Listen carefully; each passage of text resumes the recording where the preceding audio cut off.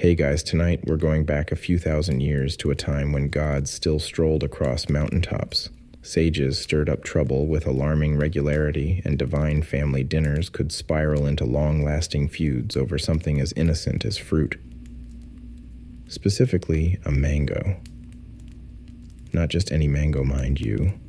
A mango infused with immortality, glittering gold skin, and more drama than a soap opera set in Olympus.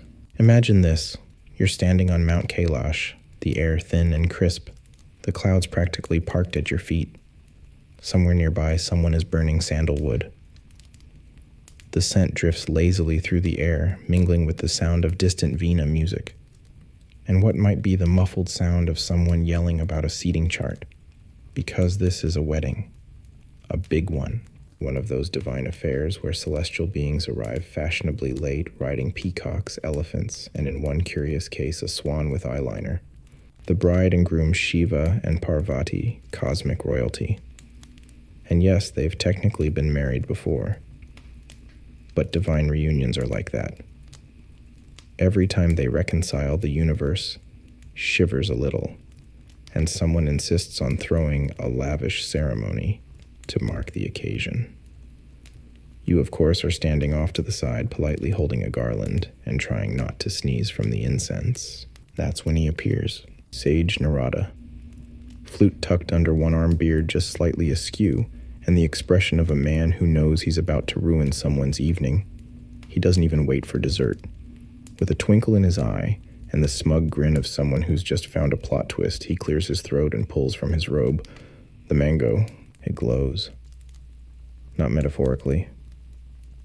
This mango is actually glowing, pulsing gold, with a faint hum, like it was plugged into the divine Wi-Fi. You take a step back, because fruit that glows has never once turned out to be casual. I present, Narada announces grandly, the mango of ultimate wisdom. He holds it aloft like it's the answer to every question that's ever gone unanswered. It isn't, but it does come with a catch.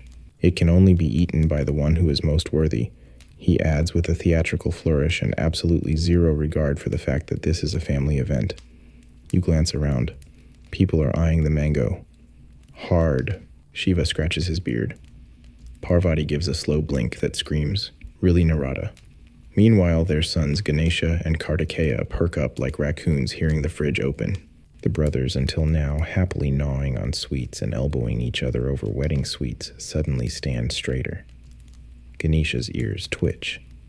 Kartikeya crosses his arms. You, being the fly on the wall of this divine gathering, already know this isn't going to end in a reasonable family discussion.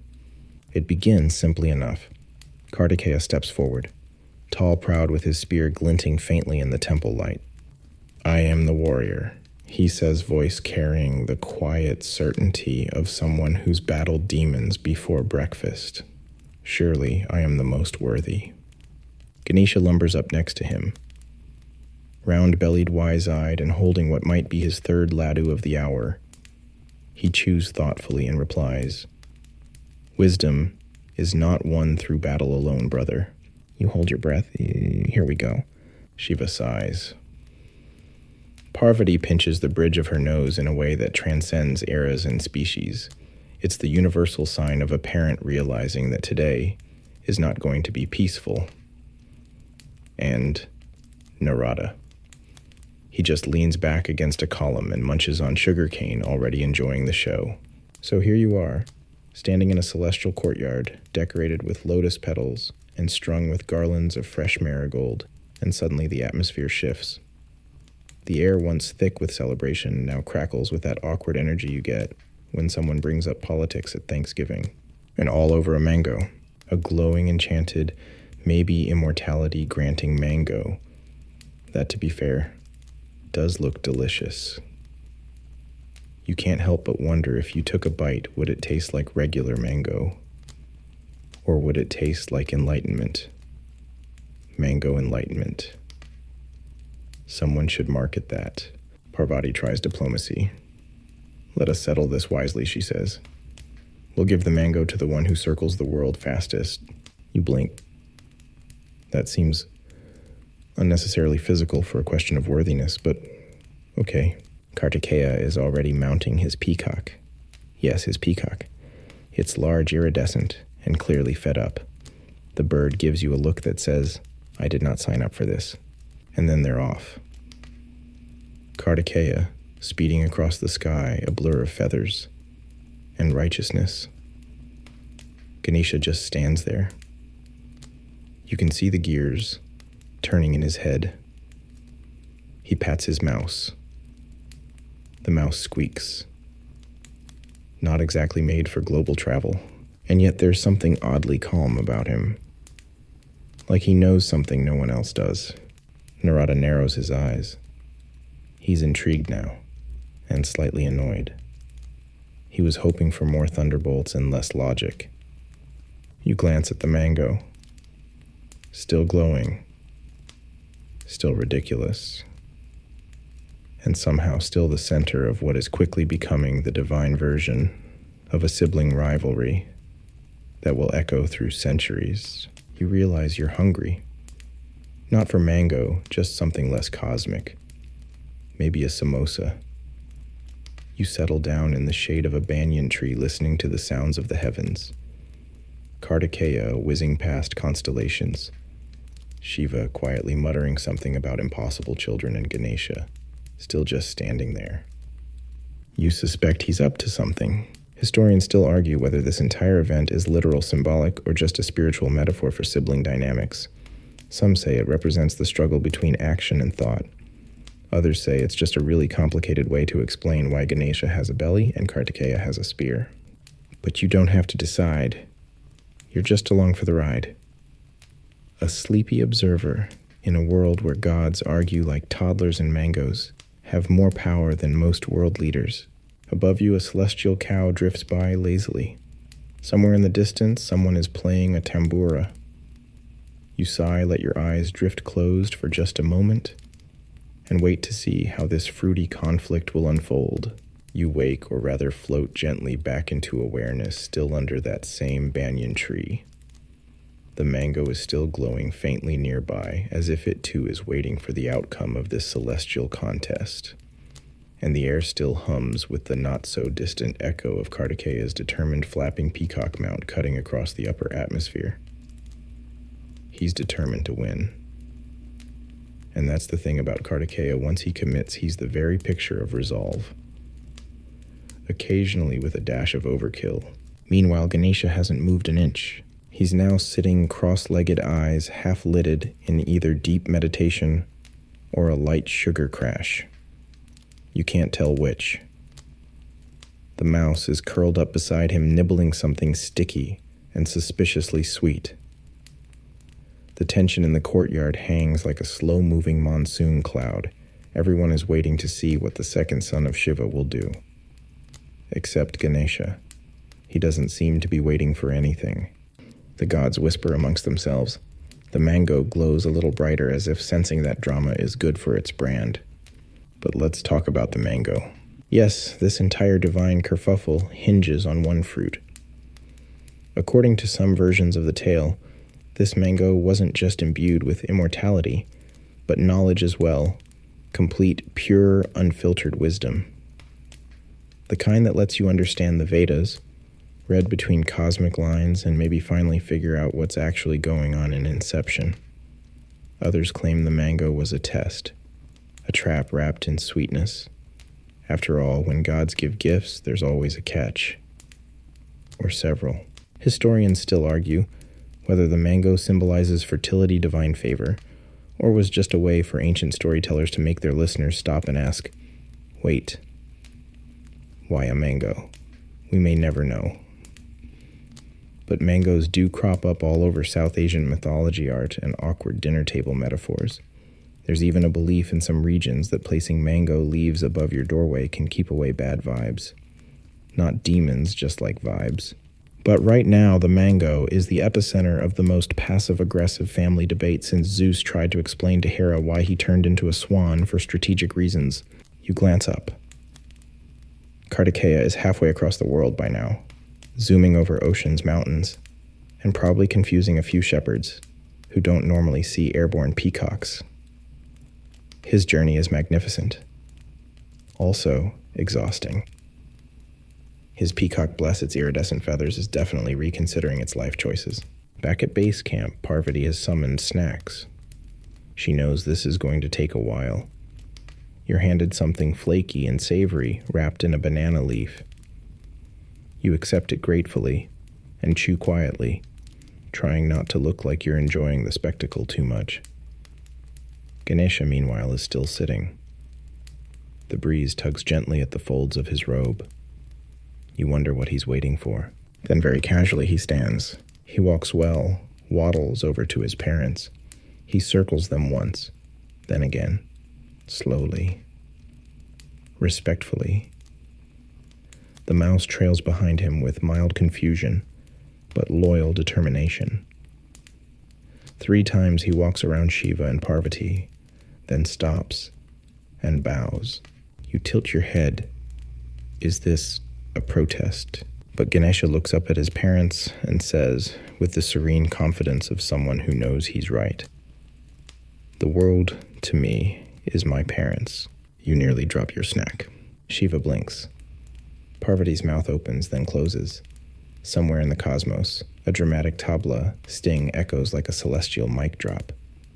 Ganesha just smiles, calm, peaceful, maybe a little smug. It's a clever move. If the goal was to circle the world and prove who's most worthy, then Ganesha just rewrote the assignment. He redefined world. He's either incredibly wise or the kind of student who convinces the teacher that drawing a potato counts as a biology project. You lean back impressed. The gods murmur. Narada squints like a game show host whose surprise twist has just been turned against him. And then Shiva and Parvati smile. It's not an easy smile. It's the smile of 2 immortals who know they've just been outmaneuvered by their own child. But there's pride there too. Because in the cosmic balance of things, cleverness counts. Especially when it's wrapped in love. They hand the mango to Ganesha. There is no thunder, no blinding light, no sudden shift in the tectonic plates. Just a simple, quiet moment where one brother wins by seeing the question differently. You wonder what the mango tastes like. Ganesha takes a bite. He chews thoughtfully, then offers a piece to his mouse, who sniffs it and promptly faints. You take that as a positive review. Moments later, Kartikeya returns. He lands with a flourish. His peacock's feathers are windblown and his own hair is somehow still perfect. He looks pleased. Exhausted but pleased, until he sees Ganesha holding the mango and chewing. There's a pause. Kartikeya does not scream. He doesn't throw his spear. He doesn't even stomp. Instead, he stands very, very still, like the kind of stillness that only warriors trained in self-restraint can achieve. You brace for thunder, maybe a small earthquake. At the very least, some divine level sulking. But instead, Kartikeya says nothing. He just turns silently, climbs onto his peacock, and flies away. You can feel Parvati's heart crack a little. Shiva looks like he wants to say something parental and wise, but ends up just muttering about needing to meditate in a cave for the next 3 centuries. Ganesha looks regretful, then distracted, then satisfied. And you follow Kartikeya's departure, his peacock fading into the clouds. The boy is wounded. Not physically, no. This is emotional damage. The kind that carves out new gods entirely. Because here's the thing about Kartikeya, he's not the villain here. He's brave, loyal, devoted. He flew around the world for a mango that was never really about the mango. And now he's been bested by cleverness. Historians still debate what this myth teaches. Some say it shows the value of intellect over brute strength. Others claim it's a metaphor for differing life paths, how some people travel far and wide, while others stay close and find their answers at home. And a few, the fringe camp, insist that this was all just an elaborate way to justify why Ganesha is worshipped first in rituals. Because after all, who could argue with the kid who circled his parents and called it a worldview? But you know better. You were there. You saw the tension, the silence, the mango. And now it's only going to get weirder. Kartikeya isn't just flying away for a breather. He's leaving. In some traditions, he heads south. Far south. Into the lands of Tamil Nadu, where his legend shifts and grows. He becomes more than Shiva's son. He becomes Murugan, a god with his own temples, festivals, and followers. But that's tomorrow's journey. For now, you lie back beneath the mango tree, which, yes, has decided to grow here in symbolic fashion. You listen to the rustle of leaves, the soft snore of a mouse full of holy fruit, and the gentle ripple of tension left behind after a very divine family disagreement. And you think, wow, that escalated quickly. The air has shifted. You feel it less incense, and glitter more distance and space. Kartikeya's absence is not just physical, it's gravitational, like he was holding part of this divine family's center in place. And now that he's gone, everything tilts slightly sideways. You sit under the mango tree now, no longer just a tree, but a symbol of cleverness, of pride, of something unresolved. And Shiva. He hasn't said a word in a while. He's brooding in the very specific way only an immortal destroyer of worlds can brood, by sitting motionless on a rock surrounded by a small storm cloud that politely refrains from raining. His trident rests beside him like a forgotten umbrella. You can tell he's trying to be introspective, but mostly he just looks like someone trying to remember if he left the stove on in another galaxy. Parvati, on the other hand, is pacing. Her steps are silent but pointed. She's muttering under her breath, occasionally gesturing in the direction Kartikeya disappeared. There's love in her eyes, but also exasperation, the kind unique to parents who've accidentally sparked intergenerational cosmic drama over a piece of fruit. Ganesha is doing his best not to look smug. He's feeding bits of mango to his mouse, who is now gloriously sticky and looks like it has attained a new level of bliss. And then Parvati stops pacing. Enough, she says. Shiva doesn't move, but one eye opens slightly. That's about as expressive as he gets, unless there's a dance involved. Parvati continues, he left our son over this nonsense. You hear it in her voice, that thread of guilt.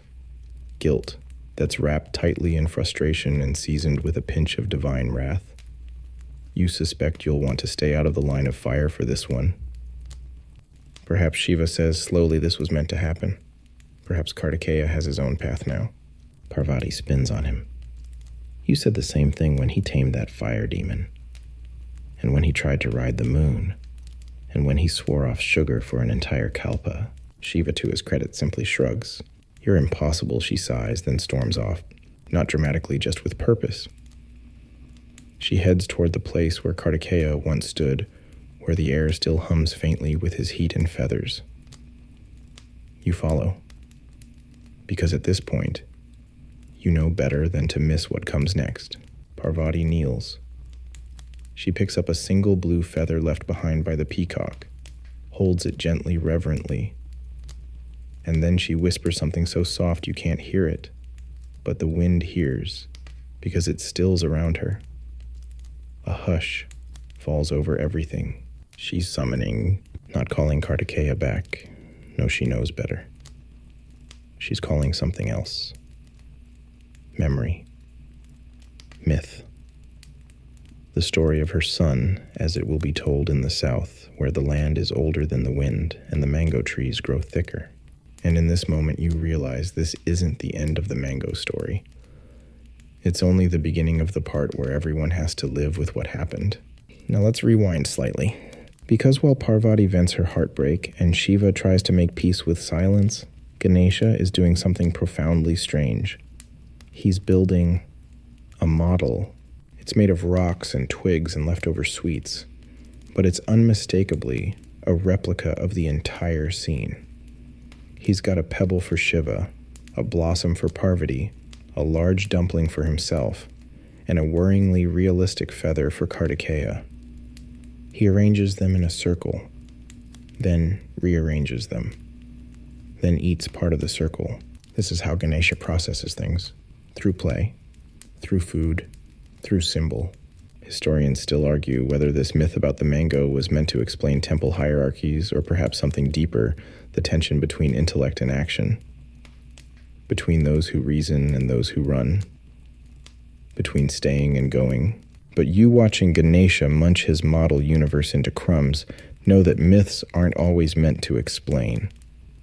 Sometimes they just help us sit with uncomfortable truths, like how love can be unequal without being unfair, and how even gods don't always know how to parent perfectly. Parvati returns eyes a little red, but her voice steady. She sits beside Ganesha, who immediately offers her the remaining chunk of mango model Parvati. She smiles and takes it through its mostly icing by now. She asks him gently, "Do you think he'll come back?" Ganesha pauses, then says, "Eventually, when the mango trees bloom again." Cryptic, yes. But this is the same child who defined his parents as the whole universe. So, at this point, you just nod, like that made perfect sense. Meanwhile, back on Mount Kailash, the other gods are pretending not to gossip. "Oh, I heard Kartikeya's founding his own temple," says one. "Really, I heard he's starting a peacock sanctuary. He's probably inventing a new martial art," says another, "with flaming spears and poetry." Narada, of course, is still lounging near the mango tree. He hasn't moved since the argument. You suspect he's rooted himself there as an act of passive protest, or possibly because he's waiting for another mango to drop. Either way, he's writing something down in a scroll. Probably a blog post titled, "Why All of This Was Technically Not My Fault." As the day fades, you notice something odd. The mango tree, yes, that mango tree is growing rapidly, like it heard its own name in a prophecy and decided to live up to it. Branches twist toward the sky, leaves shimmer gold-green. Tiny new mangoes appear, glowing faintly, and beneath the tree a small shrine begins to form. Nobody builds it. It just appears, as if the memory of what happened demanded a physical form. You blink, and there are tiny stone steps. Blink again, and a garland of jasmine hangs neatly from a carved niche. Blink once more, and an old woman is already sweeping the front path with a bundle of dry twigs. That's how myths work. They plant themselves and grow when no one's looking. Parvati notices too. She gives Shiva a look that says, "We're going to need to do something about this." Shiva shrugs again. He's good at that. Eventually, Ganesha toddles off for a nap.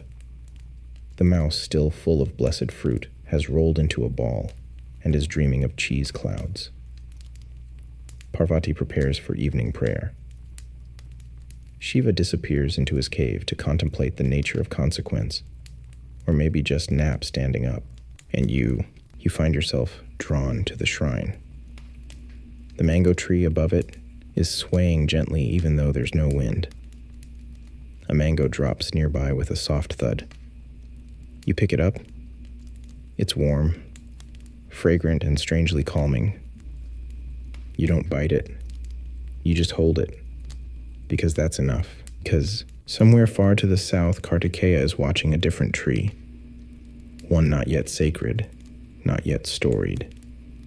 He's building something new, away from mango feuds and family pressure. He's angry, but not forever, because this is how divine families work. They fight, they forgive, they forget, eventually. Until then, the mango remains. You're back beneath the mango tree, which now has a subtle halo, as if myth itself has decided this is a good place to rest.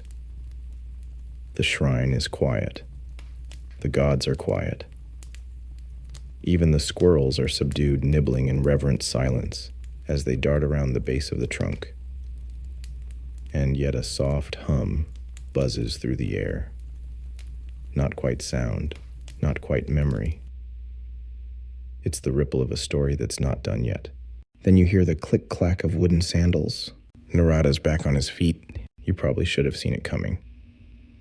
This mango business, the family drama, all textbook Narada. He thrives in the gray space between divine duties and celestial mischief, where every utterance can be defended later with, "I was just telling the truth." You trail after him. He's whistling a tune that sounds suspiciously like a lullaby with bad intentions, the kind of tune that makes birds pause mid-flight. He strolls straight into Parvati's garden, plucks a flower without asking, and starts talking, like he's already in the middle of a story. So he says, turning toward no one and everyone, "You're probably wondering who really gave me that mango. You weren't, but now you are. I mean, did it fall from the heavens? Was it blessed by Saraswati? Was it a prank from Kubera? No, no, no." He leans in. It came from a tree that only grows once every 1,000 years. Watered by starlight, pruned by a forgotten moon goddess with excellent cheekbones. You raise an eyebrow. That seems unlikely. But with Narada, you never really know. He continues, "But the important part isn't where it came from. It's why I brought it here. You see, the gods were getting complacent, comfortable. Too many festivals, not enough character development." You cough gently. Narada waves you off. This mango was meant to stir things up, reignite divine potential, realign destinies. You give him a long look. He sighs, "Fine. Maybe I just thought it would be funny." That's the thing with Narada. He dances on the edge of prophecy and prank. One moment he's inspiring revolutions, the next he's convincing a yaksha that soup is a metaphor. He's the original agent of chaos. The guy you invite to dinner because the conversation will never be boring, but you also hide the good silverware. Right now he's headed to Mount Meru, probably to spread some juicy mango gossip. But before he leaves, he stops by the shrine, plucks another mango, and tucks it into his satchel. He catches your eye and winks. You never know when another argument might be needed. And with that, he vanishes in a puff of philosophical ambiguity. You're left with questions. Did he orchestrate the whole thing? Or did he just show up with a glowing fruit and let nature take its divine course? Historians still argue whether Narada is truly malicious or merely mischievous. Some think he represents the voice of divine irony, ensuring that the gods never get too comfortable in their omnipotence. Others think he's just very bored very often. Either way, the damage, if you can call it that, is done. Because Kartikeya is still gone. Ganesha, now the bearer of the mango, has gained a quiet gravitas. And Parvati, she's done waiting. You follow her as she walks no marches toward the edge of Kailash. She isn't going to send a message. She isn't going to light a prayer. She's going to go find her son. Personally, Shiva catches her by the arm. "Let him go," he murmurs. She glares at him. "Why do you always say that?" "Because Shiva says sometimes walking away is part of the journey." "That's a terrible parenting mantra," she snaps. You quietly agree, but keep it to yourself. She doesn't go in the end. She watches the southern horizon for a long time, then turns back, tears unshed. And somewhere far away, as if in answer, Kartikeya slows his flight. His heart stirs. Maybe he felt her gaze. Or maybe it's just a coincidence. Meanwhile, temple rumors have already begun to spread. You overhear two junior deities chatting near a holy spring. They say the mango tree sprouted because it heard Ganesha's logic, or because it was fertilized with divine tears. Either way, I'm starting a mango orchard. Think about the tourism. It begins. The myth machine. Once a story like this enters the divine bloodstream, it takes on a life of its own. Soon, there are chants, then rituals, then souvenir mango charms sold in street stalls by grannies who swear they got them blessed personally by Parvati. And here's the thing, every retelling changes something. Some versions paint Kartikeya as the jealous brother. Others make Ganesha into a cunning trickster. Some turn the mango into a test of humility. A few even claim the mango was never real, just a golden illusion designed to reveal true character. You wonder which version will last. Will it be the one where a fruit sparked 1,000 temples, or the one where Narada's prank split the gods only to reunite them under the shade of a mango tree? Because make no mistake, this mango is now sacred. People begin showing up. Pilgrims, scribes, snack vendors. They kneel at the foot of the tree. They whisper their wishes into the bark. They tie tiny ribbons to the lowest branches and hope the tree is listening.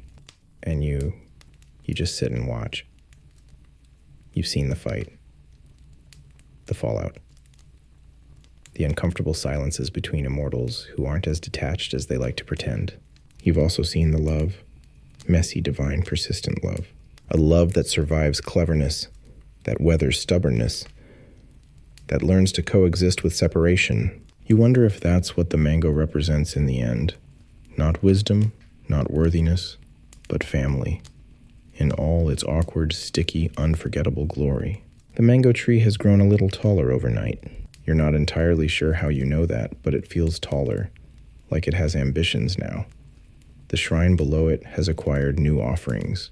2 clay pots of ghee bowls of puffed rice and an enthusiastic goat that no one seems to have brought, but everyone is politely ignoring.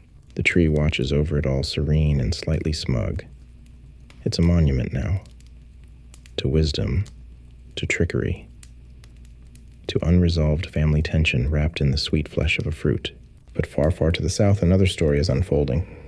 You feel the shift like a change in wind pressure, somewhere past mountains and rivers, over endless stretches of sun-beaten road, past dense forests, where parrots argue like old men, and into the heart of Tamil Nadu. Here the air is thick with jasmine. Roosters crow, not because it's dawn, but because they feel dramatic. You catch up with Kartikeya as he dismounts from his peacock beside a dusty footpath lined with coconut trees. He looks tired, not just in the "I just flew around the world" way, but in the "my family gave my little brother a glowing mango, and now I need to reinvent myself" way. He's done flying, for now. His feet touch the earth, and the ground responds gently, like it's been waiting for him. You walk behind him, careful not to disturb the silence, but he knows you're there. He says nothing, just walks. Eventually, he reaches a village. Small, quiet. The kind where everyone knows your name, and at least half of them are related to a cow. The villagers see him and freeze, not in fear, but in recognition. They know a god when they see one. And Kartikeya, he doesn't hide what he is. He glows faintly like a coal that hasn't quite gone out. They offer him water. He accepts. They offer him shade. He sits, and that's how it begins. Kartikeya, god of war. Divine commander, once a blur of feathers and fire, becomes something else. A presence. A stillness. A story waiting to be told. The villagers don't ask why he's here. They don't ask about mangoes or brothers or divine drama. They just give him space to rest. And rest he does. For days, then weeks. The peacock settles into the banyan tree and starts bullying the local birds with a kind of regal disdain. Kartikeya spends his mornings watching the sun rise and his evenings watching the moon sulk behind clouds. He eats simple meals, millet curd, sometimes mango, which he eyes with lingering suspicion. But slowly the village changes. A boy with a limp touches Kartikeya's feet and walks straight the next day. A woman with a fever sleeps in the shade of his courtyard and wakes laughing. People begin whispering. Murugan, they call him. A new name. A name for this version of him. The one who walks barefoot and listens. The one who doesn't need a spear to be powerful. The one who left, not in rage, but in longing. Murugan becomes beloved. They build him a temple, not grand, not jeweled, just stone and silence. They bring him offerings, rice flowers, sugarcane. He smiles rarely. But when he does, the entire village feels warmer.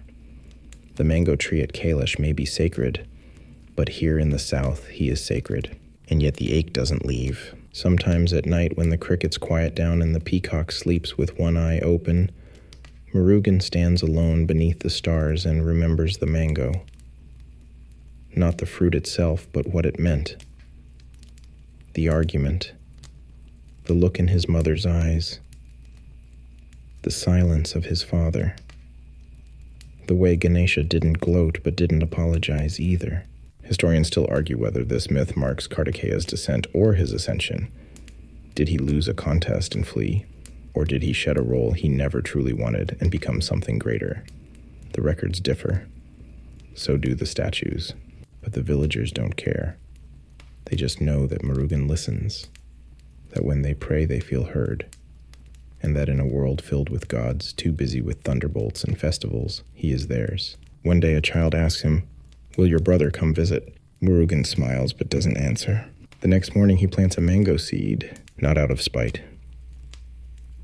Not to recreate the original tree, just because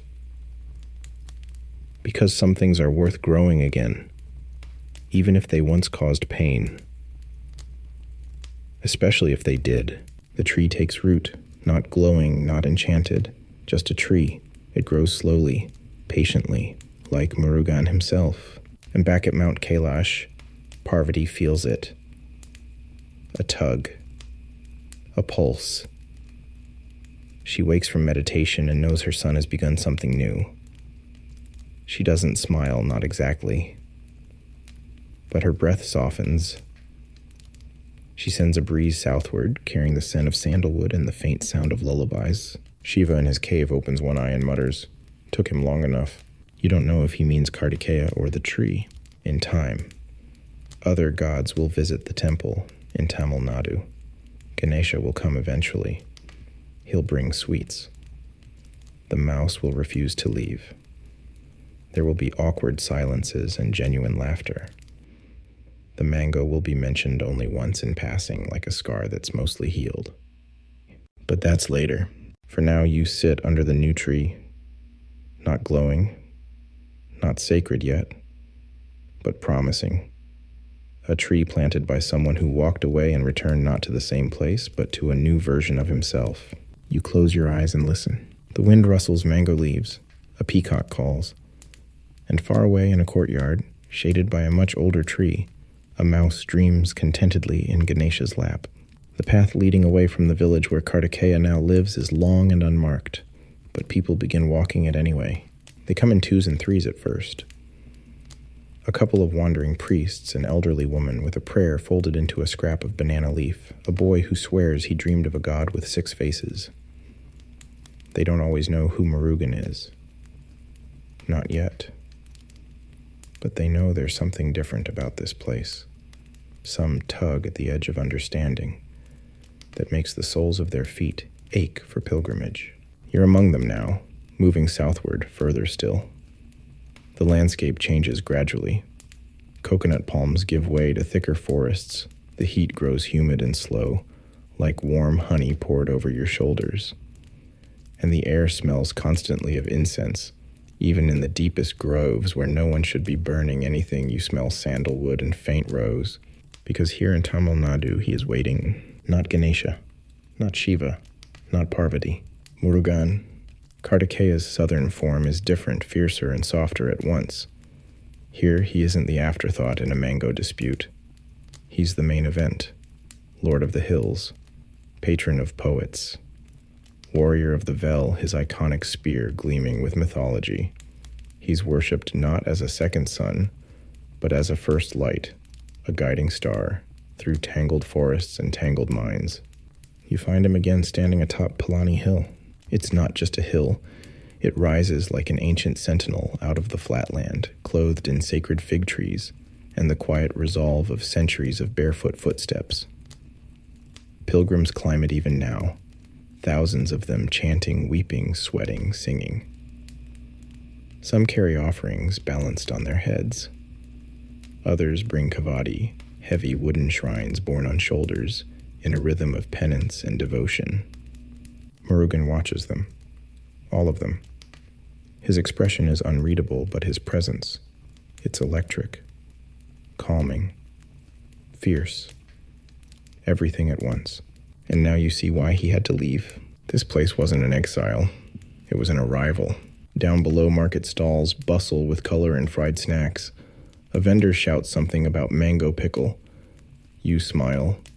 The fruit follows him even here. Pilgrims ask questions in hushed voices. Why 6 faces? Why the spear? Why Polani? Historians still argue about his origins. Some say Murugan predates the mango story, entirely born not of mythic rivalry, but of indigenous Tamil devotion.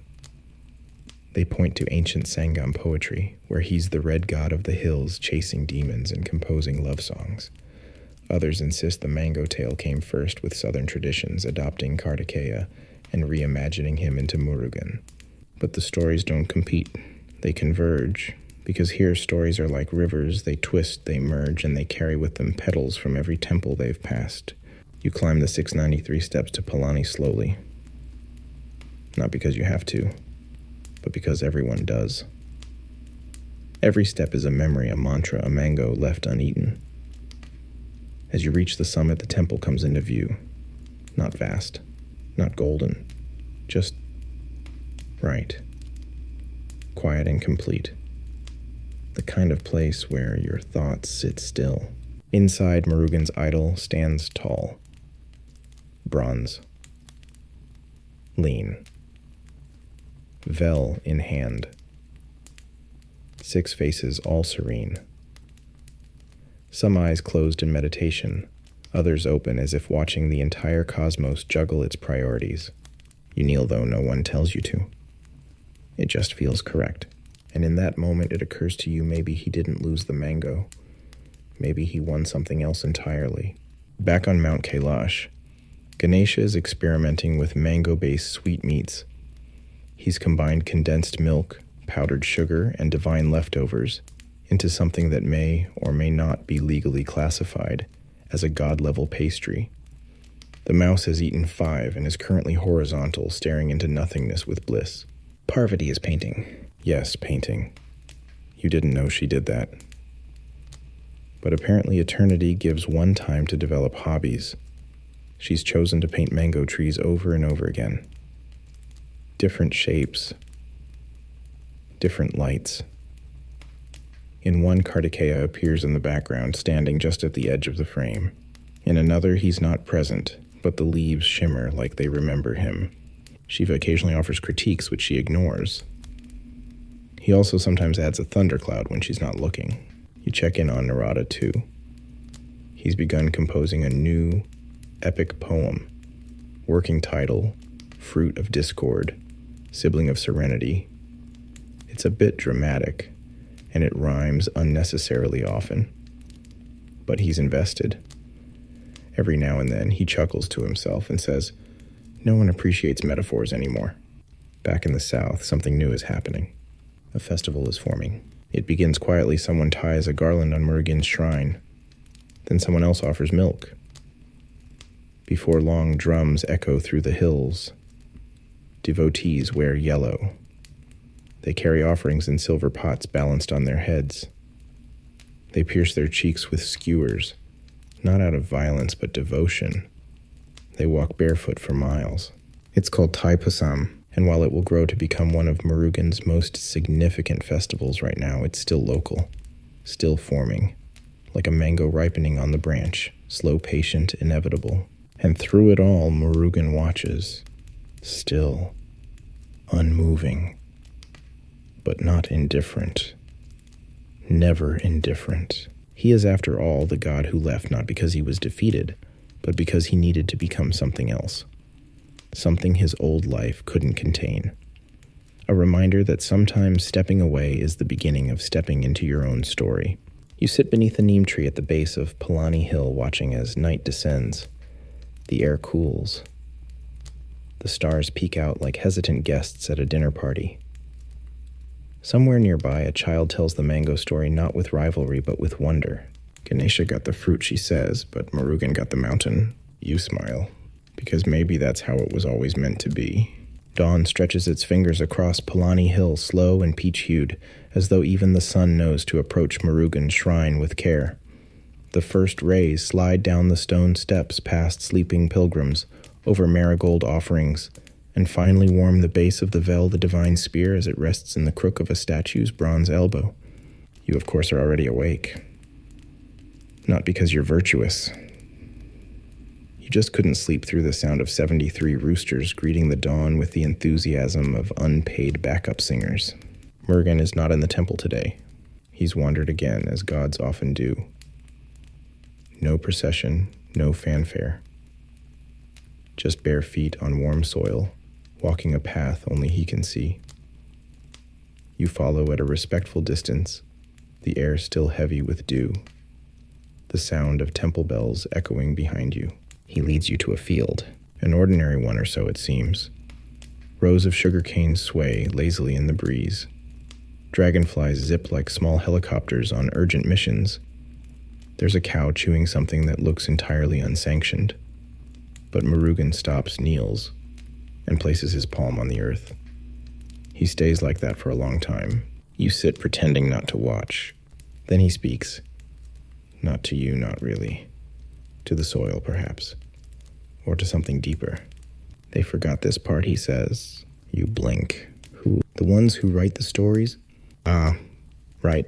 Because, while the mango tale is the loud, glittering headline, there's a quieter legend beneath it. The one where Murugan doesn't fly or fight. He tends. Not just fields, but minds. Communities. Wounds. You see it over the next few days. He teaches a boy to trace letters in the dirt, helps rebuild a shrine that termites claimed last monsoon, even mediates a dispute between two aunties over who invented a particularly spicy pickle. Historians still argue. The aunties never will stop, and this is where you learn the most unexpected truth. Murugan is extremely good at loopholes. Yes, Ganesha may have popularized the divine workaround, but Murugan, he perfected it. You discover this one afternoon as he's approached by a local chieftain, flustered and red in the face. "My lord," the man begins, "we cannot finish the temple ceremony tomorrow. The head priest is fasting on the wrong calendar. The coconut vendor has eloped, and the drummer refuses to drum unless he's paid in dried mango." Murugan nods slowly. And we may need divine intervention. Murugan doesn't sigh. He simply gestures to the child practicing mantras nearby. "Let her conduct the rite," he says. The chieftain blinks. "But she's 7. And very punctual, Murugan replies. And that's how a temple ceremony meant to be led by an elder with 3 titles and at least 2 ceremonial hats is instead conducted by a small girl with mango sticky fingers and a shockingly clear chant voice. It works. People cry. The mango offering goes viral. The drummer renegotiates his rates. You ask Murugan why he did it. He shrugs. "Tradition is a river," he says. "It moves best when you stop trying to stack rocks in it." You suspect he's quoting someone, possibly himself. Over the following weeks, you notice he does this a lot. Takes rigid things and softens them. Not by breaking them. Just leaning gently until they bend. Like the time he replaces a shrine's gold ornament with a hand-painted mango seed, because in his words, it grew with intention. Or the time he settles a territorial dispute by asking both parties to nap in the contested field for 3 days and see who dreams of mangoes first. Spoiler, they both do, and end up co-owning a fruit stall. The villagers start calling him Thagapan, Swami, fatherly god. It's affectionate, local, not grand like Skanda the warrior, but it suits him. You hear them whisper it during prayers, or when they stub their toe and look up sheepish. The mango tree he planted continues to grow. It leans slightly to one side as if listening in on the world's secrets. Occasionally it drops a mango at someone's feet, just as they're finishing a long and dramatic sigh. You begin to suspect it's developing a sense of timing. One afternoon, a visiting scholar arrives from the north, bearded, confused, holding 3 scrolls and an opinion. He insists on giving a lecture in the courtyard about how the mango myth proves Ganesha's supremacy. Murugan listens quietly for exactly 6 minutes, then offers the man a mango sliced and salted. The man accepts, takes a bite, and does not speak again for the remainder of his stay. Not because he's silenced, because he's processing. This is Murugan's magic, not thunder, not fire. Just a well-placed mango slice, a loophole, a silence that teaches more than an argument. Historians still argue whether this version of Murugan gentle earth-tending loophole savvy is a modern reinterpretation or a core truth long overshadowed by grander tales. Some say he was always like this, but the war stories simply got better press. But you've seen both sides now. The warrior with the peacock, and the boy who planted trees, the brother who left and the god who stayed. You suspect they're not opposites, just different angles on the same divine geometry. One night, under a sky full of stars and cicadas, you hear a quiet conversation near the mango tree. Ganesha has arrived. No trumpets, no parade. Just him, his mouse, and a box of sweets he insists he carried himself. Murugan greets him with a nod. They don't mention the mango. Instead, they sit side by side beneath the tree. They eat quietly. Trade snacks. Ganesha tells a story about a temple priest who forgot his own name mid-ritual. Murugan chuckles, then tells one about a rooster who tried to convert to Buddhism. They laugh until they snort, then fall silent. It's the silence of siblings, of understanding that doesn't need explaining. You sit a few steps away watching, not wanting to intrude, because some mangoes are meant to be eaten, and others are meant to be remembered. You return to Kailash for the first time in what feels like centuries. The air is thinner here. Not just because of the altitude, but because of the memory, the way this place still holds the tension of old silences. Unresolved arguments and spiritual side-eyes over mangoes. But now there's a stillness that has nothing to do with peace and everything to do with avoidance. The kind that hums beneath the surface of every family reunion that never happened. And Shiva, he's brooding again. He's taken up residence near a small cave overlooking the valley. His eyes are closed, but he's not meditating. Not really. More like sulking. Except gods don't sulk. They contemplate, while exhaling small lightning bolts and accidentally turning moss into sentient beings. You shuffle a little closer, careful not to disturb the rock that has apparently become sentient and now goes by Gorav. Shiva opens one eye. He's not coming back, he says. You don't reply. Not out loud, but he hears your thoughts anyway. That's the thing about Shiva. He hears the things you didn't mean to say. He's not angry, you offer. Shiva raises an eyebrow. Okay, you concede. He was angry. But he's full now. Of his own story. The silence that follows is deep enough to plant a mango tree and then Shiva says very softly, I didn't handle it well. Which, from a being who once swallowed poison to save the world and turned time itself into a dance move, is basically a full confession. He sighs, the kind of sigh that dislodges mountains. You sit beside him. There's a patch of moss that hasn't evolved sentience yet. It's damp, but it'll do. The conversation meanders. He mentions Kartikeya's temple in Palani. He talks about the mango tree growing there. He doesn't say he's been keeping tabs, but the fact that he knows the goat population of Tamil Nadu has increased by 7% is suspicious. Then he mutters something under his breath. You ask him to repeat it. He grumbles, and I miss him. And just like that, the storm clouds start to gather, not around you, but in his beard. You watch as it frizzes slightly at the ends. You try not to comment. He doesn't like it when people notice the weather in his facial hair. But here's the thing. Shiva's love is immense. Cosmic. But as Parvati often reminds him, he's catastrophically bad at expressing it. He wanted Kartikeya to win.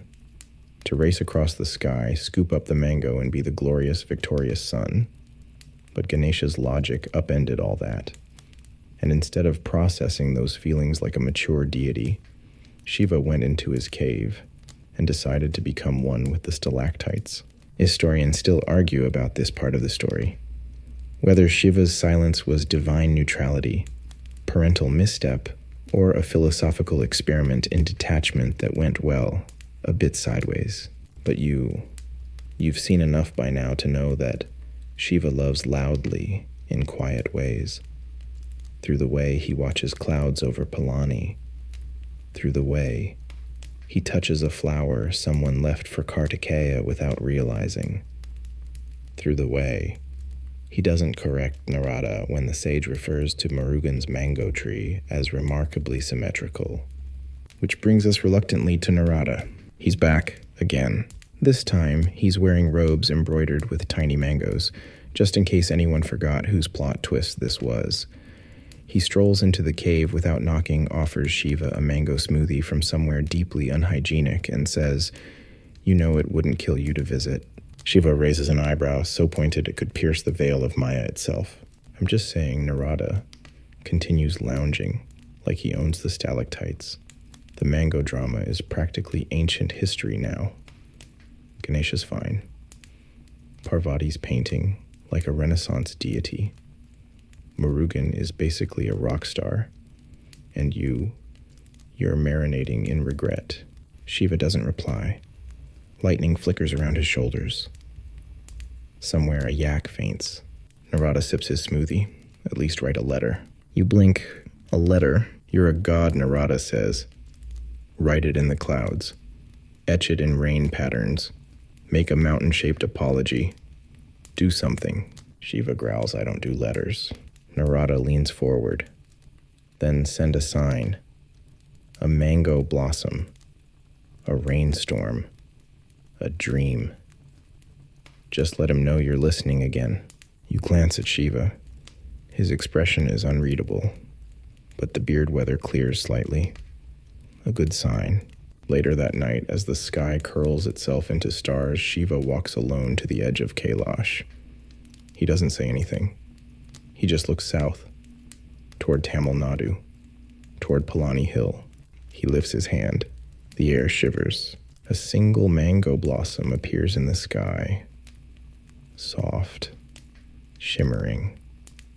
It floats impossibly slow until it vanishes into the horizon.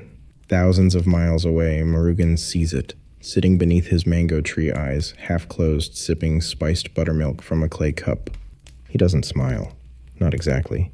But his shoulders ease. Back in the cave, Parvati watches it all through a mirror made from cooled starlight. She nods. "Took you long enough," she murmurs. Shiva shrugs. "You're welcome." And high on Mount Kailash, the mango tree planted from the seed of an argument sheds a single blossom. It drifts down, lands beside a sleeping mouse curled up on Ganesha's belly, and is promptly sneezed on. Even sacred symbolism isn't safe from rodent allergies. The mango tree in Tamil Nadu has started whispering, not in words exactly. It's more like a rustle that feels intentional. A breeze that leans a little closer when you pass beneath it. The fruit hangs low and golden warm to the touch, and some say if you press one to your ear, you'll hear a story that hasn't been told yet. Murugan is quiet these days, not withdrawn, just steady, like a mountain or an old friend who doesn't speak unless it matters. His temple atop Palani Hill has grown busier, but his presence still as calm as mango pulp in a brass bowl. You find him sitting beneath the tree barefoot, poking idly at a stone with a stick.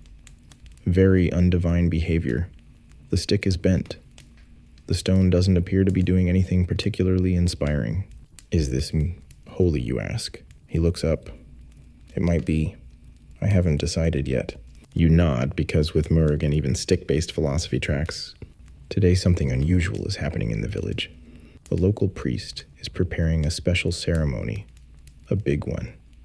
There's talk of celestial alignment, a new moon, and a prophecy inscribed centuries ago on a banana leaf that someone accidentally cooked into a dumpling last week. Long story short, everyone's slightly frantic.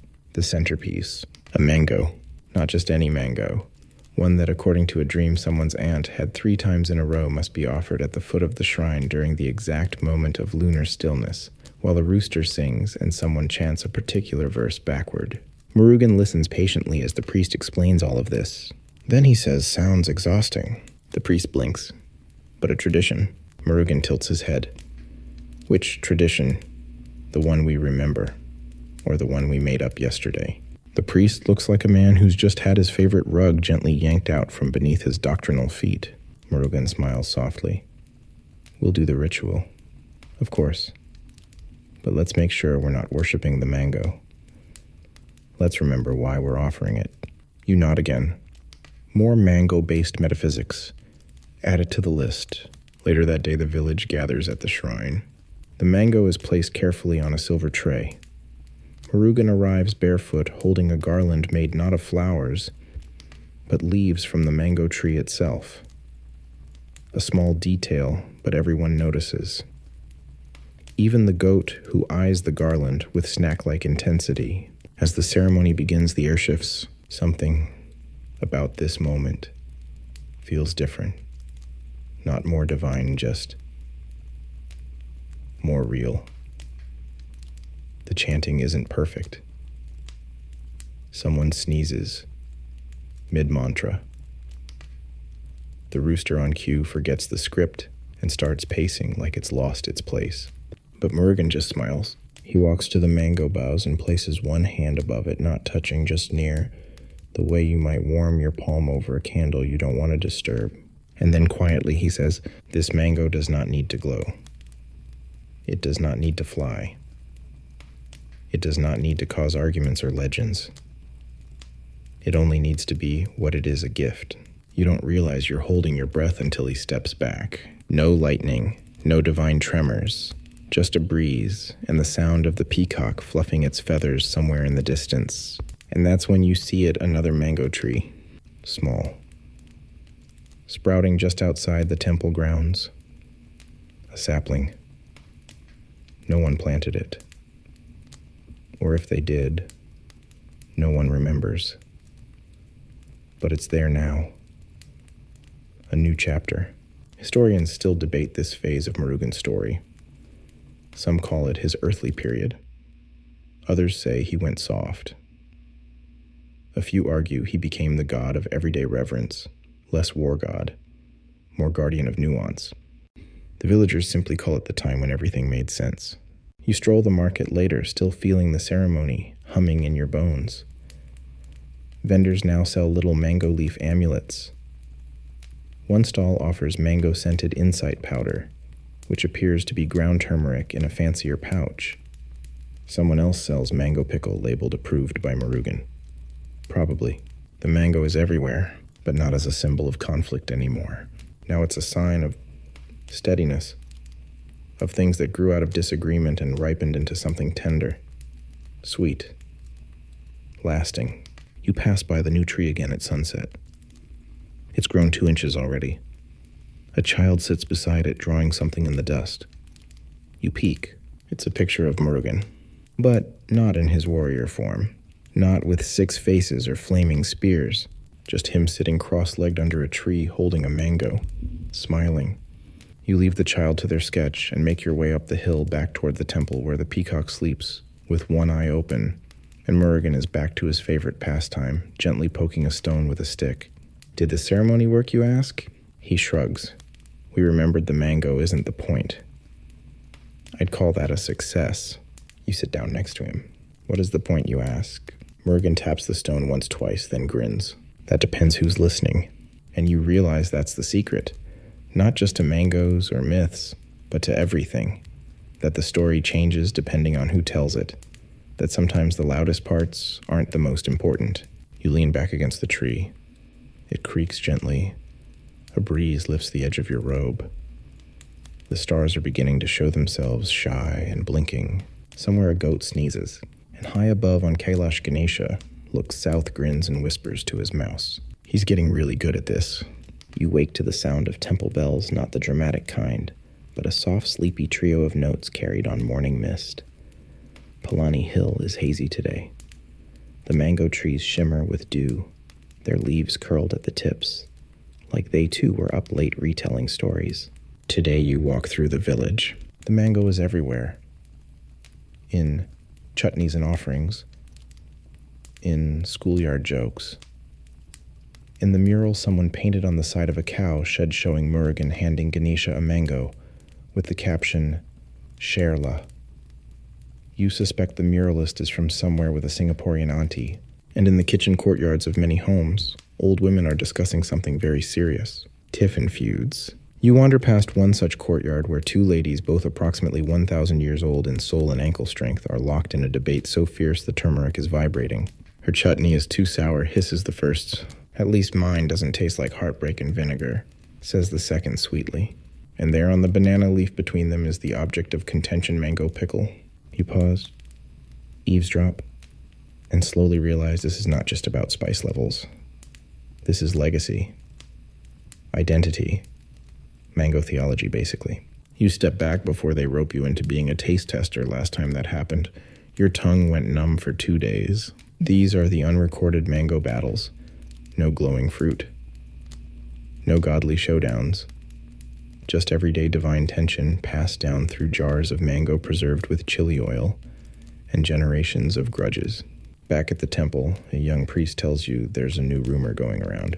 Someone claimed they found the original mango stone from the ancient divine fruit. You ask where. He says, inside a brass box under the old banyan tree, behind the sweets shop next to the goat that sings. You don't investigate. You've learned better. But it gets you thinking, which mango is real?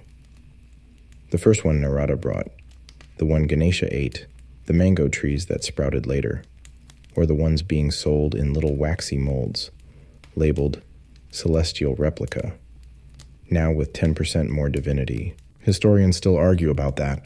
One camp believes the mango was literal descended from the heavenly gardens of Kalpavriksha plucked by Narada during a moment of inconvenient mischief. Another camp says it never existed at all, that it's a parable about worthiness rebranded over time, with regional flavor and a side of pickled ego.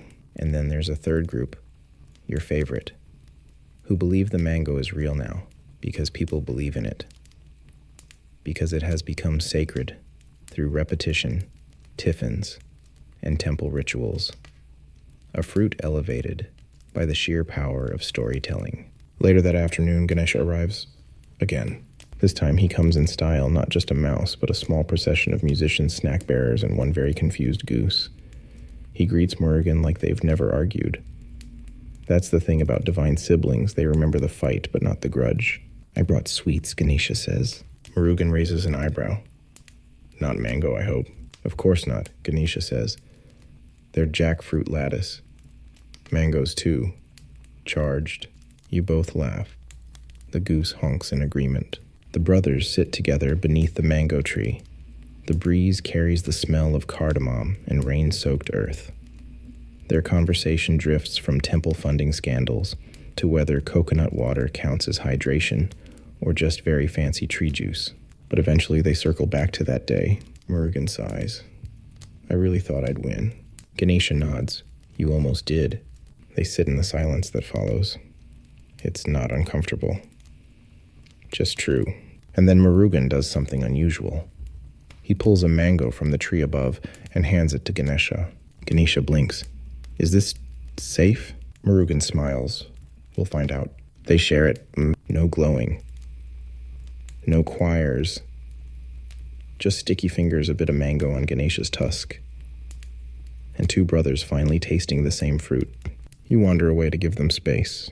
In the temple courtyard, preparations have begun for yet another festival.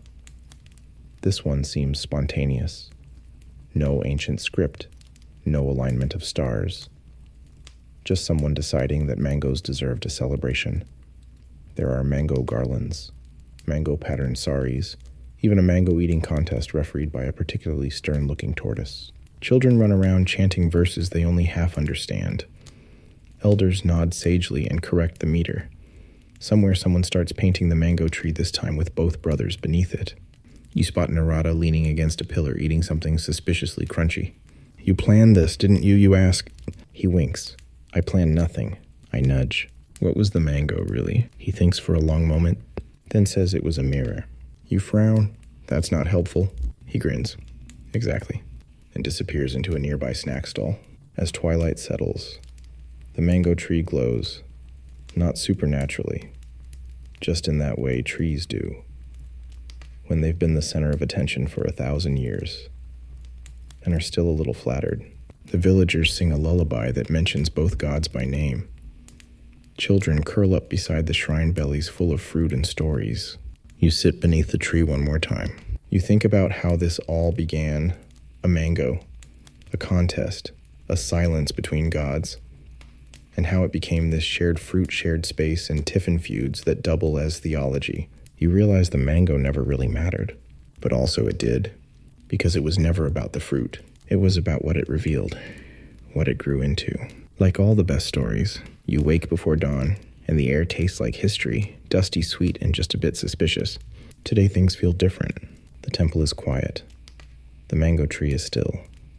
And even the goat, usually composing its own interpretive anthem, near the altar is silent. That's because there's a stranger in the village. He's tall, pale from too much powdered wig and not enough sun. His boots are too shiny for this terrain, and he carries a notebook that looks like it's never been smudged by sacred ash or mango chutney. He wears a hat with a brim large enough to shade two minor deities. A British colonial officer has arrived. He doesn't bow. He nods and then begins asking questions. What is this tree? Is the mango taxable? Do you have written records of the mango's divine properties? The villagers blink at him politely the way one does at an aggressive goose respectfully with escape routes planned. Murugan watches from the temple steps, sipping warm milk from a brass cup. His expression is unreadable, but his peacock flares its feathers once briefly pointedly. The officer, of course, takes notes. You wander alongside him as he explores. He mutters constantly. Religious fruit. Potential economic significance. Unclear transmission of myth through oral tradition. You try to explain gently that the mango isn't a ledger item. It's more like a spiritual ingredient. But he nods vaguely and adds a note about local fruit cults. Soon he discovers the shrine, not the grand one, the small one. The one with a stone mango carved by someone with great enthusiasm and very little chiseling experience. A child has left a drawing there, Murugan Ganesha, and what is either a mango or an artistic rendering of the moon, wearing sunglasses. The officer stares at it. This is clearly symbolic, he says, then adds in his ledger, pagan iconography. Possible lunar worship. You sigh. This is going to be a long day. He interviews the priest. He interviews the children. He tries with some effort to interview the goat. The goat is fortunately not interested in imperialism. By late afternoon, he is seated beneath the mango tree, fanning himself with his hat and staring at the branches as though expecting them to produce a signed affidavit. This is all very unrecorded, he mutters. You almost feel sorry for him. He's trying so hard to make it make sense, to quantify something that lives in the rhythm of memory chant and chutney jars. He wants the mango to be either sacred or political. He doesn't know how to file it when it's both. Later, he returns with a botanist. The botanist is somehow worse. Interesting leaf structure, she says. We'll want to compare it to Mangifera, indica specimens from Bengal. Could be a regional offshoot. The villagers nod sagely, then return to offering garlands and whispering blessings into the roots. Murugan, watching this unfold, eventually stands, walks over, and says in a voice so calm, it shakes leaves from the branches, "Why do you want to own the mango?" The botanist blinks. "Own it we don't. We're here to study it." Murugan nods. "And what will you do with what you learn?" She fumbles. "Catalog it. Publish it. Classify the varietals. Determine regional growth rates. Possibly recommend commercial cultivation." "And will the tree thank you?" Murugan asks. She stares at him. "Will the mango grow better?" He continues, "If you label it from a distance. Or will it forget how to bloom because it was never asked what it wants?" Now the entire temple courtyard is listening. He says it without anger, just presence. The kind that makes birds stop mid-flap. The officer clears his throat. "With respect, this is all very poetic, but we're here on behalf of His Majesty's interest in agricultural optimization." Murugan turns and smiles. "Which is worse, You came for mangoes, he says, but you found a mirror. The officer opens his mouth, closes it, then politely announces he has pressing paperwork to do somewhere else. Anywhere else. Perhaps Bengal. The botanist lingers. She walks the temple grounds again, this time slower. She watches a child offer a mango leaf to a carved stone. She asks questions not about taxonomy, but about meaning. She doesn't write anything down. She just listens. That evening, she sits beneath the mango tree and says softly, "Do you think the mango mind's being studied?" You shrug. Probably not, but it likes to be understood first. Murugan, passing by, says nothing, but you notice he leaves a blossom by her side. Historians still argue over this period. Some say the British tried to domesticate the divine mango through research, taxation, and pamphlets. Others believe they gave up entirely when a mango fell on an official's ledger and blotted out half a census. There's even a story unverified of a governor's wife dreaming of Murugan feeding her mango slices with a golden fork and waking up to find her garden blooming out of season. Whatever happened, one thing is clear. The mango stayed, not out of resistance, just because. You wander the village that night as oil lamps flicker and laughter floats from kitchens. The colonial officers are gone, but the tree, still growing, still sacred, still quietly deciding who gets to understand it. You sit beneath it, feeling the day settle around you. The breeze is warm, the stars are sharp, and somewhere nearby someone is preparing mango rice with a reverence normally reserved for ancient relics. Because in the end, mangoes outlive the empire. It's evening in the village now. The sun has dipped low behind the temple towers, washing everything in that rich, sleepy saffron hue that makes even laundry lines look holy. The mango tree, as usual, is the last thing to catch the light, its topmost leaves catching fire in the dying gold like it's holding a private conversation with the sun.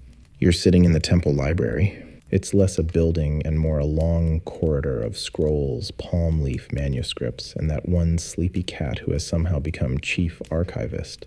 You brush dust from a bundle of yellowing papers, tilt a flickering oil lamp toward the page, and start to read, and immediately regret it. Because you have just entered the strangest corner of the mango mythos. Academic interpretation. There are footnotes. There are meta-footnotes. Someone has drawn a diagram with concentric mangoes labeled epistemological core and symbolic peel. One scroll ends mid-sentence with a panicked scribble. Lost in fruit metaphors. Send help. You close the scroll and move to the next one where things are even worse. This one claims the mango tree is not a tree, but a cosmic calendar, each fruit representing a different realm of existence from the known world to that one weird dream you had in 4th grade. Another scholar claims the mango is proof of pre-Dravidian astral agriculture and attempts to connect it to a Sumerian goat deity and an unsolved math puzzle carved on a temple wall in Gujarat. You read the same paragraph 5 times and still feel like your brain is wearing someone else's shoes. The cat librarian watches you, judging, possibly dreaming of mango-fed mice. Finally, you find a scroll written in simpler ink. A single sentence. No mango is ever just a mango. You exhale. That makes more sense. Historians still argue whether the mango myth emerged from a specific moment or grew like language organically over centuries, shaped by weather trade routes and breakfast preferences. Some say it's rooted in a single Vedic verse.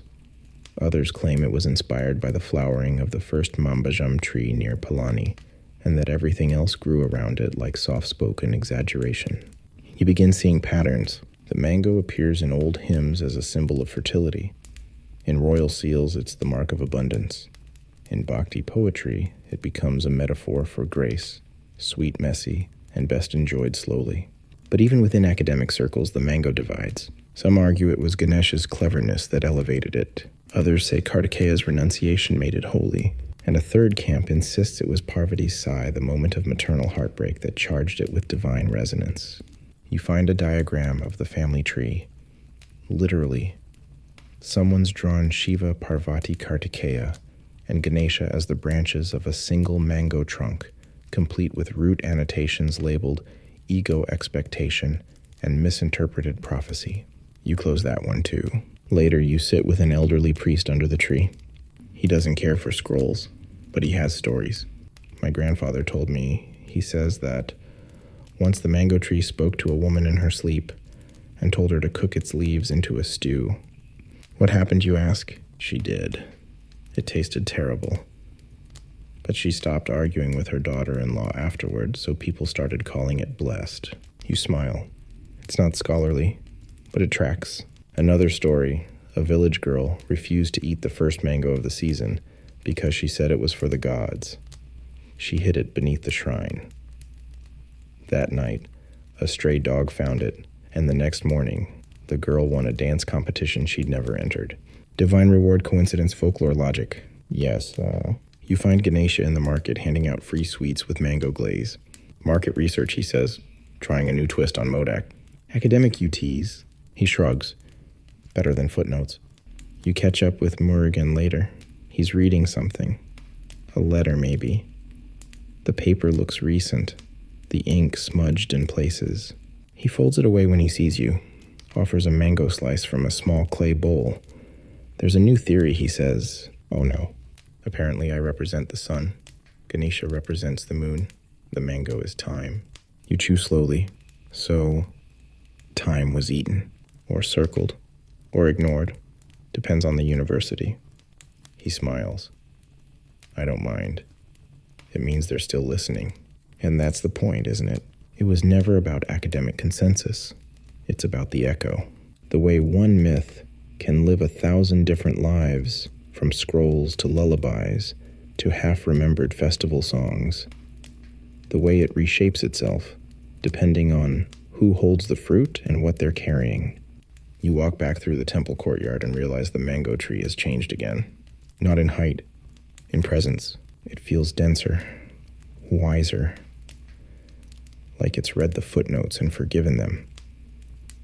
You pause beneath it. Press your palm to the bark. It's warm. A breeze tousles the leaves. One falls, lands in your lap. You hold it gently. No one else is around. The light is soft, the silence sacred, and just faintly, almost not at all, you hear a whisper in the leaves. Don't overthink it. You blink, and suddenly you're not in the temple courtyard anymore. You're in a supermarket, fluorescent lighting, Muzak version of a Bollywood love song playing overhead. Someone pushing a squeaky cart full of rice incense sticks and shampoo, with herbal mango essence printed across the label in aggressive italics. You're not dreaming, or maybe you are. This is Modern Mango Mythology, Retail Edition, and right there on a shelf between the canned ghee and an alarming number of turmeric supplements, you spot it, a mango-branded deity action figure, Murugan, miniaturized, plastic, with tiny detachable Vel spear, and a talking feature that, when pressed, says, "Victory is mine" in 3 different regional dialects. There's also a glow-in-the-dark mango included, because of course there is. You pick it up. The packaging promises enlightenment, improved mango yield, and authentic South Indian ambiance in every box. It's rated for ages 5 and up with a warning not to leave near direct sunlight or especially clever squirrels. Next to it, a Ganesha-branded sweet mix with cartoon instructions titled, "How to Prepare Blessed Modaks in 3 Easy Steps." The box reads, "Now with bonus mango drizzle and 0 cosmic baggage. Welcome to the age of divine marketing." You wander the aisles. There's a devotional mango-scented candle labeled "Smells Like Cosmic Resolution." A limited edition mango soda named God Pop with a grinning Murugan on the label, holding a fizzy drink instead of a spear. A mango-flavored toothpaste endorsed by a guru with suspiciously white teeth. You laugh, then you pause, then you wonder. Because here's the thing, this isn't sacrilegious. Not entirely. It's something stranger. Something sleepier. It's the gentle commodification of a myth that was never meant to stay locked in scrolls. The mango has evolved from divine dispute to lifestyle brand. But in a weird sideways way, it's still doing its job, making people remember. And remembering even through mango shampoo is still a form of worship. You step outside, a giant billboard towers over the parking lot. Murugan, photoshopped into a business suit, points confidently at a slogan, "Unleash your inner warrior, try Mango Pro Max Energy Drink." You shake your head. But then again, marketing has always been a kind of mythology. Symbols, repetition, loyalty, belief. Trade incense for influencers and the mechanics stay eerily familiar. Speaking of influencers, you scroll through your phone. The Murugan Mango Challenge is trending. It involves offering a mango to a stranger, reciting a chant or karaoke lyrics, it's unclear, and doing a respectful dance with your pet. Ganesha's already posted a video doing the challenge with his mouse. The mouse absolutely steals the show. Somewhere in the digital ether, Narada is running a parody account. Every post ends with "not my fault" and a mango emoji. The comments are a delightful mess of devotion memes and mango recipes. One user has crafted an entire theological theory involving mango fiber and quantum consciousness. Another has posted a video of a mango spinning on a spoon while soft flute music plays, and the caption reads, "This mango healed my insomnia." Historians still argue whether this is modern blasphemy or digital bhakti. Some say the gods are being reduced to hashtags. Others argue this is exactly what myths were built for, to survive, to mutate, to find their way into conversations, grocery lists, and recommended YouTube videos. You find Murugan again, not in the supermarket, not on the billboard, but sitting quietly behind a tea stall, sipping from a steel cup. No fanfare, no branding, just him, watching, listening. "Does it bother you?" you ask. He shrugs. Would you rather they forget? You sip your tea. It tastes faintly of mango peel and cardamom. You pass a billboard of Ganesha, now dressed like a street DJ, holding a ladu in one hand and gesturing toward a QR code. The caption reads, "Click here for inner peace, 20% off." You chuckle. In a quiet alley, a small roadside shrine has been decorated with mangoes, not stickers, not logos. Real mangoes. Carefully washed, lovingly arranged. There are no influencers here. Just a woman lighting a lamp and whispering a prayer only the gods can hear. And maybe that's the balance. For every commercial, there is a quiet counterpoint. For every branded spear, a garland laid with real fingers. For every digital remix of a myth, there's still a child being told the original story, under a fan eyes wide, dreaming of flying peacocks and clever gods. You walk past a juice stall called the Mango Trieste, BCE. The slogan on the cup reads, "Taste the myth." You take a sip. It's sweet, chilled, a little too sugary, but behind it, there's that familiar tang. The real fruit, the truth, hiding in the syrup. That night, you lie in bed under a creaky ceiling fan, listening to distant drums and the soft hum of electricity pretending to be silence. You scroll one last time. A video starts autoplaying. Two boys reenacting the mango story with sock puppets.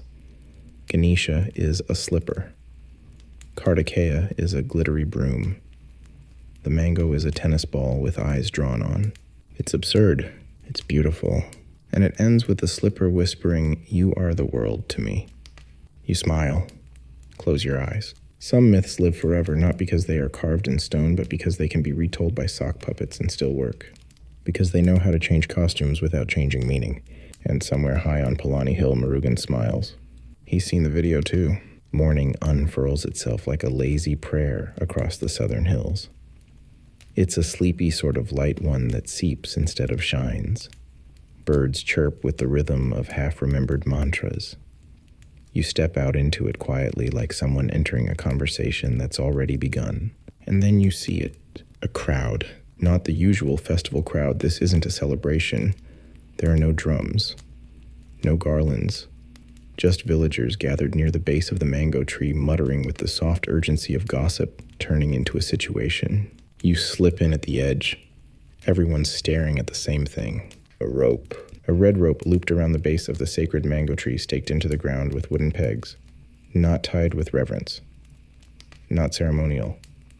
It's official. Bureaucratic. A sign dangles from one of the pegs, handwritten in stern letters. Land dispute. Pending local tribunal. Do not touch. You look around. People are whispering. She says it's her family's land. He says it belongs to the temple. Someone from the block office said the mango tree isn't registered under anyone. Is the tree being sued? A small child clutches her mother's sorry. Can't we just ask the tree? The mother hushes her gently. You find Murugan standing a few paces back, arms crossed. He isn't glowing. That's how you know he's annoyed. You walk up beside him. Let me guess, you say. Someone traced an old map, found a dusty deed, and now believes the mango tree is worth fighting over. He nods. They believe it's divine, just not quite enough to share it. You glance toward the rope. A dog is sniffing it suspiciously. The air smells of morning smoke, mango flowers, and that low-grade panic that only arises when property lines meet personal conviction. And then the tribunal arrives. 3 elders in white cotton, 1 junior official with a clipboard and a temple parrot who insists on repeating only the phrase, "Order, order," despite no one having trained it to do that. The 2 parties present their cases. One woman holds a brittle sheet of paper with jagged script. She's wearing her best sari, and the expression of someone who has dealt with decades of mangoes falling on her roof. The other party is the head priest. He speaks in slow, measured tones, and gestures often toward the shrine, the temple walls, the garlands made of mango leaves. At one point, he dramatically holds up a mango and says, "Would the gods bless an illegal fruit?" The parrot shouts order. You lean against a pillar. This may take a while. Murugan has taken a seat nearby, stirring something in a coconut shell. Probably tea. Possibly divine patience. The junior official clears his throat and announces that they will need to examine the origins of the tree and whether it predates the current structure of the temple wall. This is met with soft gasps followed by louder scoffs. Predates, one woman huffs. That tree was there when my grandmother was still deciding whether to reincarnate as a librarian or a goat. Someone else yells, "It was planted by Murugan himself." The official blinks. Was this documented? He was barefoot and glowing, says an elderly man unhelpfully. It was implied. You sigh. This is beyond sacred. This is municipal. The hearing is paused so the elders can consult the community, which mainly involves drinking tea and listening to a rooster crow aggressively. Murugan sips from his coconut shell. They're not wrong, he says. Just incomplete. You nod. They love the tree. They just forgot what it means. He glances sideways at you. Do you remember? You think for a moment about the arguments, the silence, the temples, the billboards, the sock puppets. Then you say, it means they were all part of the same thing, even when they disagreed. Murugan smiles and the leaves above you rustle in agreement. The tribunal reconvenes. The parrot says nothing, which everyone agrees is an auspicious sign. The junior official stands and clears his throat. It has been decided that the mango tree shall remain unclaimed. It will not belong to any person, family, or institution. It shall remain sacred, communal, rooted in shared story. There's a pause, then applause. Then someone shouts mangoes for everyone, and suddenly it's a celebration. The rope is removed. The sign is folded up and respectfully recycled into papadum wrappers. Children run around the tree laughing. Someone begins a song. A mango drops right into the hands of the very child who suggested asking the tree in the first place. She gasps like she's been handed the moon. Murugan stands, walks toward the tree, places his hand gently on its bark. He doesn't say anything. He doesn't need to. You feel something shift, not dramatically, just enough. A knot in the air untying itself. A soft click, like a puzzle piece settling into place. Historians won't record this hearing. There will be no scrolls, no parchments, no government orders engraved in stone. But in this village, the story will live. told with mango in hand beneath the tree that was almost taken away, but stayed simply because people chose not to own it, but to remember it. You sit beneath its branches. The shade is deep and familiar. The breeze carries a whisper that sounds just faintly like still hours. Night falls gently across the mango grove, not with fanfare, not with thunder, just with the soft rustle of leaves adjusting themselves for rest and the occasional cough of a rooster who doesn't quite understand how bedtime works.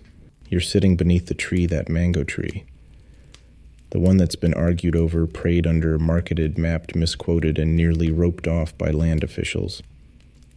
And yet here it still stands, peaceful, unclaimed, entirely itself. Tonight the villagers have gathered again, not for a ceremony, not for a court ruling, not even for mango pickle tasting, although someone has brought a jar just in case. No, this evening is different. Tonight they're telling stories. It starts with an old man who remembers the first time he heard about the mango that sparked a fight between gods. His version has more lightning and at least one talking turtle. No one corrects him. Then a young woman shares how she once dreamed of Murugan offering her a mango as a sign she should change jobs. She did. Now she runs a mango-based skincare business.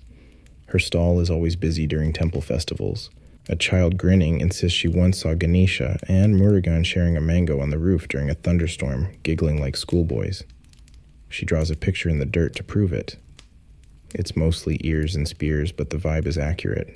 One by one, the stories flow, some quiet, some chaotic, all threaded with the same fruit, the same feeling belonging. And then, like all good stories, the circle softens. No one says, let's stop. They just do. The silence that follows is deep, but not empty. It's the silence that holds 1,000 retellings and one unchanging truth. The mango, in all its forms, brought them here. Murugan sits near the shrine. His spear leans casually against a carved stone. Ganesha is beside him, humming something tuneless, while feeding a sleepy mouse bits of candied ginger. Narada, oddly quiet for once, is reclining against a pillar, absent-mindedly tossing a mango up and down, catching it with surprising grace. And Parvati, she's painting, right here under the stars, using colors made from crushed flowers and ash and temple dust. Her canvas is a long weathered cloth, her brush a twig dipped in faith. You peek. She's painting the tree, but this time it has faces. Ganesha asleep under one side, Murugan leaning against the other, the mangoes above them glowing soft, not showy, warm as lanterns. And in the middle of the trunk, barely noticeable unless you lean close, are the outlines of Shiva's eyes, watching, waiting, still loving in that quiet, unspeakable way. You lie back, the grass cool beneath you. The stars above flicker like they're listening in, and the tree, it sways just slightly, as if to say, this is what happens when no one wins, and everyone stays. You breathe in the night air, mango sweet and smoke salty. The sounds fade, a child's final yawn, the clink of a closing temple gate, the whisper of a breeze dragging one final leaf to the ground. You close your eyes, and the last thing you hear is the faint murmur of two brothers sharing a joke they've told 100 times under a tree. They never stopped growing together. The stories are quiet now. Even the tree seems to have slowed its breathing, if trees breathe at all, and you're fairly certain this one does, but only when no one's looking. You're lying on soft grass, the ground warm beneath your spine. Somewhere nearby, a faint flute plays itself into stillness. The stars above blur slightly, like they've drifted into dreaming too. Even the goat has stopped trying to make a point. And all around you, the world pulls the blanket up a little higher. Let your thoughts stretch gently like the branches of the mango tree overhead, and then settle. Let each breath ease you further away from the story, even as you carry the shape of it in your chest. Maybe tomorrow you'll remember the mango as wisdom, or a symbol, or a slightly ridiculous fruit with a better PR agent than most minor gods. But tonight it's just part of the wind, the earth, the silence you've earned. Your body sinks deeper now, limbs soft, eyes heavier with every slow blink. Nothing is urgent. Nothing is unfinished. Even the old arguments have curled themselves into nap positions. Let go.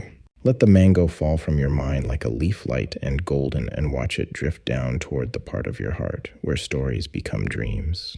The gods are sleeping now. So should you. Good night.